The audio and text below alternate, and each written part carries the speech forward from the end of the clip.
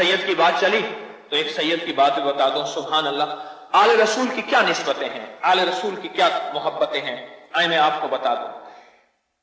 فضل بن ربیع کہتے ہیں کہ اس وقت کے بادشاہ نے مجھے خصوصی اپنی دربار میں بلایا، فضل بن ربیع، اور مجھ سے بڑے غصے میں تھے، تلوار لہرا رہے تھے بہت زیادہ، اور تلوار کو بار بار ان کی چمک سے میری آنکھیں چندھا رہی تھی. مجھ سے کہنے لگے ایک شخص کے بارے میں حکم ہے، اس کو ابھی گرفتار کر کے لے آؤ، اور اگر تو گرفتار کر کے نہ لایا تو یہ تلوار تیرے اوپر. میں نے پوچھا وہ کون ہے؟ کہا تم موسیٰ بن جعفر بن علی بن الحسین بن علی ابن ابی طالب کو جانتے ہو؟ یعنی امام موسیٰ کاظم کو جانتے ہو؟ میں جانتا ہوں. کہا ان کو گرفتار کر کے میرے پاس لاؤ، اور میں نے آج ان کو سزا دینی ہے. اور کوڑے مارنے والوں اور جلادوں کو بلا لیا کہ تیار رہو. یہ کوڑے مارنے والے بھی آ گئے، جلاد بھی آ گئے. میں حضرت امام موسیٰ کاظم کے گھر کی طرف روانہ ہوا. کھجوروں کے پتی بنی ایک معمولی سی جھونپڑی کے دروازے پر پہنچا. وہاں آپ رہائش پذیر تھے. ایک حبشی غلام کھڑا تھا. میں نے اس سے کہا اپنے مالک سے ملنے کی اجازت طلب کرو. کہا کوئی اجازت نہیں، آپ آ جائیں. اندر گیا، دیکھا تو غلام کے ہاتھ میں مکراس تھا. مکراس کہتے ہیں کینچی سے.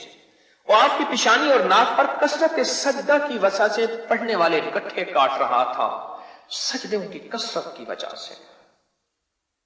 آل رسول کی نسبتیں سجدوں کے ساتھ ہے، عبادتوں کے ساتھ ہے.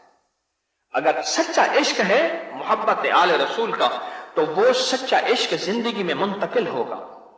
ان کا سچا عشق میں کہ سجدے کی وجہ سے آپ کی پیشانی اور ناک سے جو گوشت تھا وہ مکراس کینچی سے کاٹ رہا ہے غلام. میں نے امام کو سلام عرض کیا. آپ کو خلیفہ یاد فرماتے ہیں. فرمایا بھلا خلیفہ کا ہمارے ساتھ کیا تعلق؟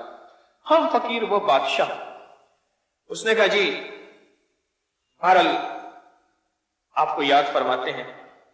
اچھا، کہا کہ اگر ہمارے حبیب کملی والے کا فرمان ہمارے سامنے نہ ہوتا ہے، حدیث ہمارے سامنے نہ ہوتی تو ہم کہ خلفاء کا اکرام کریں، میں ہرگز نہ جاتا.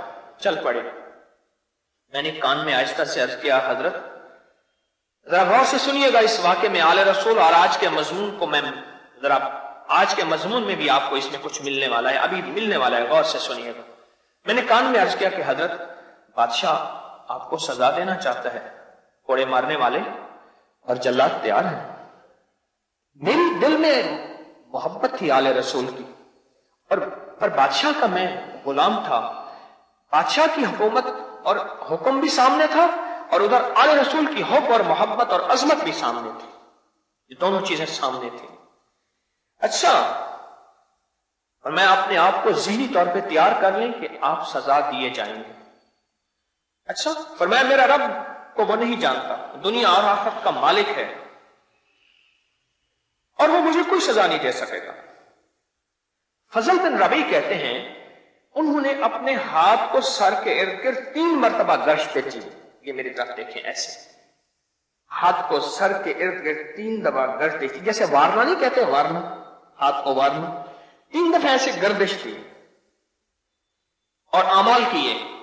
کچھ دعائیں پڑھی جو میں نہ سن سکا، اور میرے ساتھ چل پڑے. میں دربار کے اندر گیا، آپ باہر کھڑے ہو گئے. اندر گیا تو بادشاہ بے چین تھا. مجھ سے کہا فضل تم حضرت امام موسیٰ کاظم کو لائے ہو رحم اللہ تعالی علیہ، اللہم صلی علی محمد و آل محمد، لائے ہو؟ میں نے کہا جی ہاں میں لایا ہوں. تو پھر میں انہیں اندر لے آؤ. بادشاہ نے کہا انہیں تم نے پریشان تو نہیں کیا، تم نے انہیں اذیت تو نہیں دی، تو انہیں کوئی تکلیف تو نہیں دی؟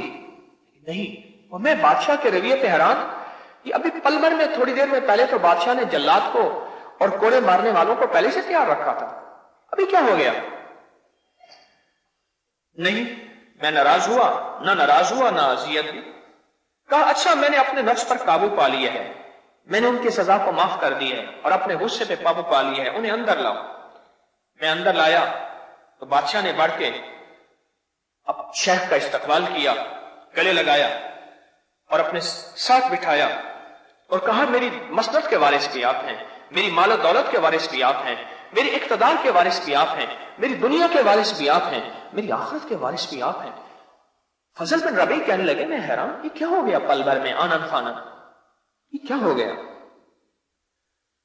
تو کہا کہ پھر انہیں اپنی مسند میں بٹھایا، ملاقات ہوئی، اور پھر آخر میں جاتے جاتے ایک قیمتی صندوق لایا گیا۔ صندوق لایا تو اس نے اپنے ہاتھ سے اسے امام کے حوالے کیا اور پوشاکیں دی، دینار سے بھری ہوئی تھیلیاں دی، اور امام نے فرمایا، شیخ نے فرمایا اگر اشراف نفس کے بغیر ہدیہ لینے کا حکم نہ ہوتا تو میں کبھی وصول نہ کرتا۔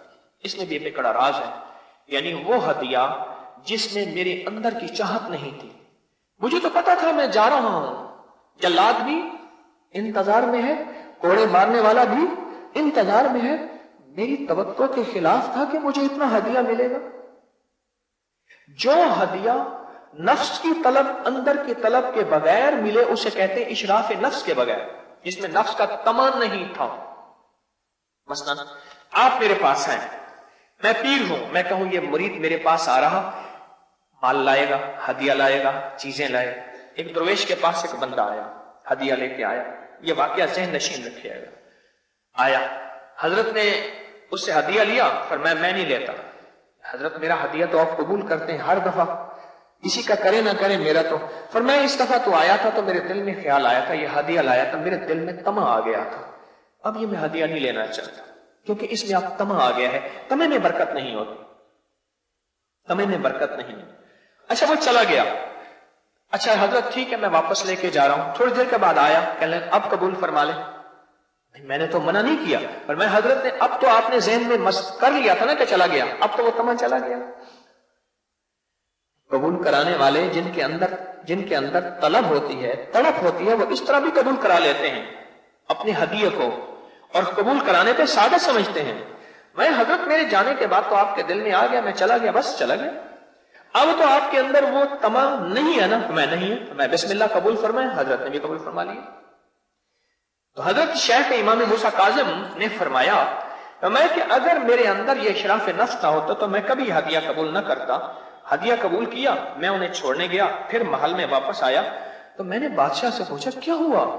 کہنے لگا انوکھا واقعہ ہوا، جب میں نے تمہیں بھیجا تو میں نے دیکھا کہ میرے محل کو کچھ لوگوں نے گھیرا ہوا ہے اور ان کے ہاتھوں میں نیزے ہیں، اور انہوں نے نیزے کی انیاں میرے محل کی بنیادوں میں گاڑ رکھی ہیں، اور انہوں نے مجھ سے کہا ہے اگر تو نے فرزند پیغمبر کو، تو نے نبی کے بیٹے کو، کملی والے کے بیٹے کو اگر تو نے تکلیف دی تیرے محل کو زمین میں دھسا دیں گے، اور اگر تو نے ان کے ساتھ حسن سلوک کیا ہم واپس چلے جائیں گے، اس وقت تک انتظار کریں گے۔ میں مجبور تھا ان کے ساتھ حسن سلوک کرنے پہ۔